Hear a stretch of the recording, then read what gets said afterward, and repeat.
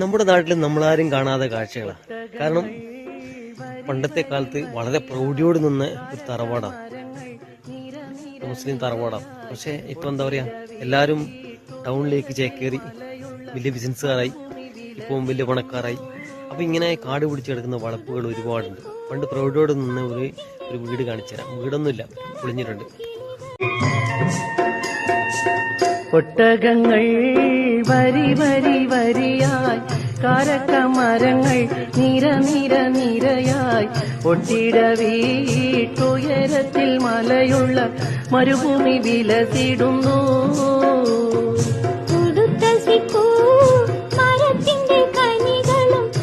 ചിന്തിക്കുക, ഇവരൊക്കെ പണക്കാരായിരിക്കാം, എങ്കിലും ഒരു 2 സെന്റ് വീതം അതായത് വീടും കൂടി ഇല്ലാത്തവർക്ക് എഴുതി കൊടുത്താൽ അവരൊരു വീടെടുത്ത് താമസിക്കും. നമ്മൾ പണം എത്ര കെട്ടിപ്പിടിച്ചിട്ടോ, നമ്മൾ സ്വത്ത് എത്ര കൊണ്ട് നമ്മൾ കെട്ടിപ്പിടിച്ച് കിടന്നുകൊണ്ടോ നമുക്കൊന്നും ബാക്കി ഉണ്ടാവില്ല. ഒരു ദിവസം നമ്മളും പോവും ഈ ലോകത്ത് നിന്ന്. അപ്പോൾ നമ്മൾ പോകുമ്പോൾ മറ്റുള്ളവർ നല്ലത് പറയാൻ, അല്ലെങ്കിൽ മറ്റുള്ളവരെ അനുഗ്രഹം കിട്ടാൻ നമ്മൾ കഴിയുമെങ്കിൽ നമുക്ക് ആവശ്യം വന്നതിന് ശേഷം മിച്ചം വരുന്നത് മറ്റുള്ളവർക്ക് നൽകുക. ഞാൻ രമേശ് മയ്യൻ.